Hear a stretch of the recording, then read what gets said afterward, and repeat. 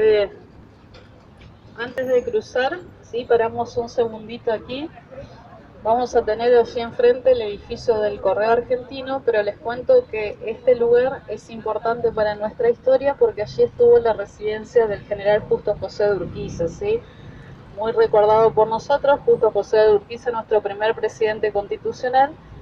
Y en la ciudad de Paraná hubo un periodo muy importante que fue cuando fuimos capital de la Confederación Argentina entre 1854 y 1861, y ahí estuvo en algún momento la residencia presidencial utilizada por Urquiza en principio, luego por Derqui.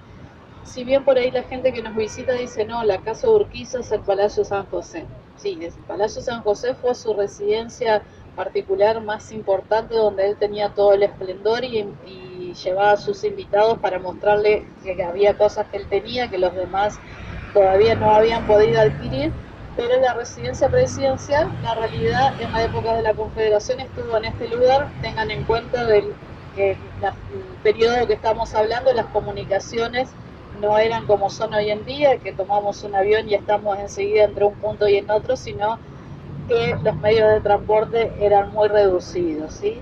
Lamentablemente el edificio que ustedes ven no es la residencia presidencial porque hubo una época en nuestro país que se creía que lo viejo, lo antiguo no servía, y es lamentable tener que contarles que la residencia presidencial fue demolida y vendida como escombro. Solamente se lograron rescatar. Van a tener a los costados de la puerta principal, si ustedes se fijan, debajo de los primeros ventanales de cada lado, van a tener un cuadrado con una cabeza de león, que son los leones de Urquiza, son de mármol de Carrara y ellos pertenecían a la casa original de lo que fue la residencia presidencial. Luego se logró rescatar también un aljibe y el trabajo en rejas que se preserva en el Museo Histórico Provincial Martiniano Leguizamón, y se lograron rescatar 4 bancos también que tienen mármol de Carrara y mármol blanco, que son, 2 de ellos los van a poder ver cuando transitan por el Parque Urquiza alrededor del monumento, que mucha gente dice, ¿cómo saben que son los bancos de Urquiza?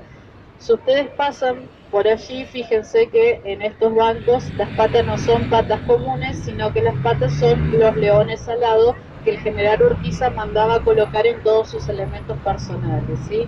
Hoy van a encontrar 2 porque una noche desaparecieron 2, se volvieron a recuperar hace poco tiempo en una casa de antigüedades en Buenos Aires, pero hoy en día si ustedes pasan por el monumento van a ver 2 de los 4 bancos que se recuperaron de la casa presidencial, ¿sí? ¿Preguntas? ¿Dudas? ¿No? Bueno, ¿seguimos? Un segundito. Hoy cuando comenzamos el recorrido yo les hacía mención a la primera capilla que estuvo en este lugar. En realidad la iglesia que ustedes están observando es el 4.º templo que se levanta en el mismo lugar. El primero en 1730, una pequeña y humilde capilla de paja y de barro. Luego le siguió una segunda iglesia, ya un poquito más firme, de adobe y de tejas. Y recién la tercera iglesia fue construida de material y considerada catedral. La iglesia que ustedes están observando es el 4.º templo, y este 4.º templo, como les mencionaba hoy, se comienza a construir en el año 1883, que es una fecha importante para los paranaenses porque es cuando volvemos a ser capital de la provincia de Entre Ríos, rango que habíamos perdido por un rango aún mayor de haber sido capital de la Confederación Argentina. Cuando volvemos a ser capital de la provincia de Entre Ríos, el gobierno decide la construcción de varios edificios de jerarquía por volver a ser nuevamente la capital, entre ellos lo que es la iglesia catedral y la casa de gobierno que luego ustedes van a estar visitando. Estos 2 edificios se deciden construir allá por el año 1883, en el caso de casa de gobierno inicia sus obras un año más tarde. 3 años después, 1886, abre ya las puertas para comenzar con la atención al público, podemos decir, abrir las puertas a la comunidad, pero recién se termina completamente, como ustedes lo observan, en el año 1900, ¿sí? Si bien hoy lamentablemente el frente no está en óptimas condiciones por el tema de la paloma, el morajú y la golondrina, que son especies que no se han podido combatir desde el edificio, entonces lamentablemente no está en óptimas condiciones. De frente lo que se destaca, van a tener allí en el ingreso y a mano izquierda la imagen de San Pedro, que esta imagen es donación de un vecino de la ciudad y realizada por un escultor italiano que se llamaba Domingo de Carli. Y según cuentan algunos historiadores, nuestra catedral estaría inconclusa porque León Solá le encarga de Carli dos imágenes, la de San Pedro y la de San Pablo, que debería estar en el ingreso a mano derecha, que ustedes observan no hay nada. Cuenta la historia que se hacen las dos imágenes, pero cuando eran trasladadas de la zona de Calera en Italia, la balsa que traía la imagen de San Pablo se hunde y por las dimensiones y el peso fue imposible ser rescatada. Por eso solamente llega a nuestra ciudad la imagen de San Pedro. Esta imagen tiene un valor agregado, que les cuento que desde los pies hasta la punta de la corona es una talla en una sola pieza original de mármol de Carrara. Sí, hay algunos que dicen que fue traído por partes, que luego se encastró. No, está más que comprobado que la pieza está tallada en una sola pieza de mármol de Carrara original, ¿sí? Que la verdad que uno lo observa y ve los detalles en lo que es la vestimenta, en el rostro, en la mirada, y este escultor ha logrado la verdad que una obra maravillosa. Fue realizada entre 1895 y llega a nuestra ciudad en 1896, que de hecho esta imagen llega al puerto viejo de la ciudad, y por esto de la altura del terreno característico de nuestra ciudad varía la barranca en donde se asienta la ciudad entre 35 a 95 metros de altura. Esto llega a la zona baja de la ciudad y se tuvieron que construir carros especiales para poder trasladar esa imagen desde la zona baja de la ciudad hasta esta zona que es una zona más alta. O sea que la parte de arriba es Carrara, mármol de Carrara original, un elemento que le daba prestigio a los edificios en aquel momento, asentado sobre una base de mármol blanco que era algo más económico, podríamos decir. Y otro de los elementos también realizado por este escultor, Domingo de Carli, es el Cristo Redentor que vamos a tener en la parte superior, realizado en bronce, y es una réplica de que se encuentra en la zona de las cuevas, allí en la provincia de Mendoza, en el paso internacional con Chile. ¿Sí? Las dos obras le pertenecen a Domingo de Carli. ¿Preguntas, dudas? ¿No? Bueno, lo pones. Ah, está filmando. ¿Eh?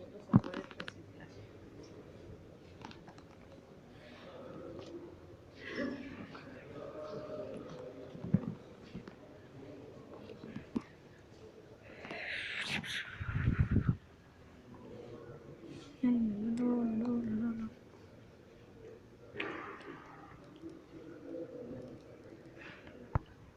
Cuento que a la gente que visita por primera vez la iglesia catedral, por ahí lo que le llama la atención es la gran cantidad de columnas. Cuando ingresamos, que impacta, les cuento que en el interior tiene 92 columnas, que en algún momento se pensó hacer estas 92 columnas originales de mármol de Carrara, pero era imposible por el costo que tenía. Entonces lo que decide Juan Bautista Arnaldi, que es el diseñador de este proyecto de la iglesia catedral, es hacer las 8 filas de la entrada, o sea, las 16 primeras columnas originales de mármol de Carrara, que ahí vamos a tener las que son originales, y las restantes con un sistema de estucado, que es la que tenemos en este sector, que esto es yeso con polvo de mármol, y se le ha colocado un brillo como para hacerla más parecida, ¿sí? Pero originales solamente son 16 columnas de mármol de Carrara. Nuestra iglesia catedral posee 11 altares. Los altares son todos de madera, trabajados a mano. Lo que ven color dorado son laminillas con polvo de oro. No hay nada de oro puro al alcance de la mano y de la visual de quien visita esta iglesia.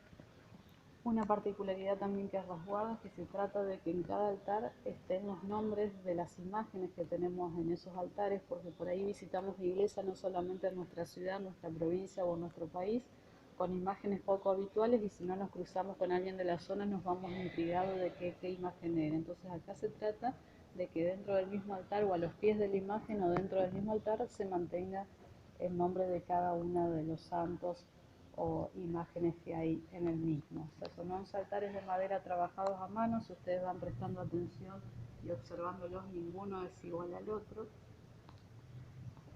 También el gran tesoro que resguarda, por ejemplo, vamos a tener aquí una de las estaciones del Vía Crucis, que si ustedes la miran, ¿de qué les parece que estará hecho ese cuadro?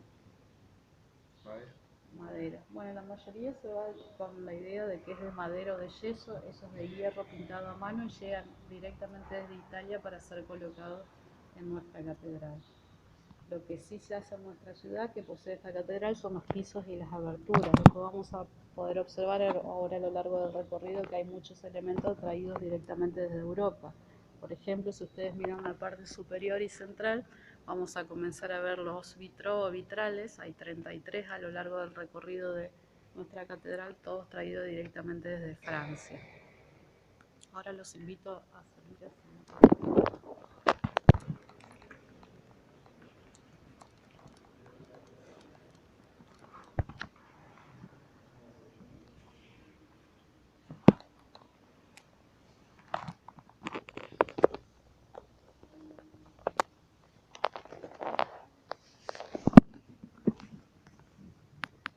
Bueno, paramos un segundito en este sector porque aquí vamos a tener en su camarín principal la imagen original llegada en 1730 de Nuestra Señora del Rosario, como lo dice su placa, patrona y fundadora del Paraná.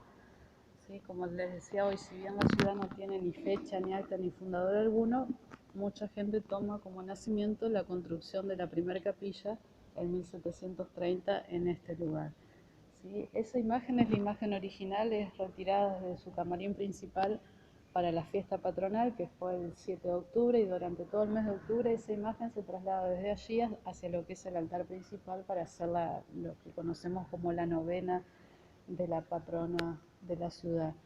El día de la fiesta patronal la misa se celebra en la parte exterior de la catedral porque es tanta la gente que viene a misa y como se realiza una procesión, se realiza todo en el sector de la plaza principal 1 de Mayo, teniendo como base lo que es la escalinata de nuestra catedral.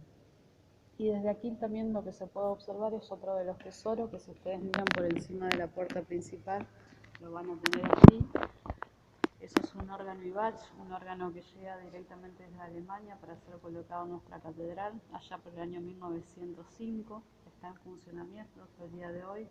Es utilizado para celebraciones especiales, para casamientos también. Cada tanto se realizan conciertos para recaudar fondos para poder mantener la estructura de este edificio. Si bien es un edificio que recibe aportes por ser monumento histórico nacional, también cada tanto se realizan conciertos para poder recaudar fondos y poder mantener lo que es la estructura de nuestra iglesia catedral. La verdad que escuchar el sonido de ese instrumento con la acústica que tiene este lugar es algo maravilloso y emocionante, y está bueno, digamos, que se siga utilizando, ¿sí? También vamos a tener aquí la parte central de la cúpula, la parte donde nuestra catedral llega a su mayor altura, que son 54 metros de altura, y donde mayor concentración de vitrales vamos a tener, ¿sí? Recuerden, los vitrales son 33 en el interior de nuestra catedral, todos traídos directamente desde Francia.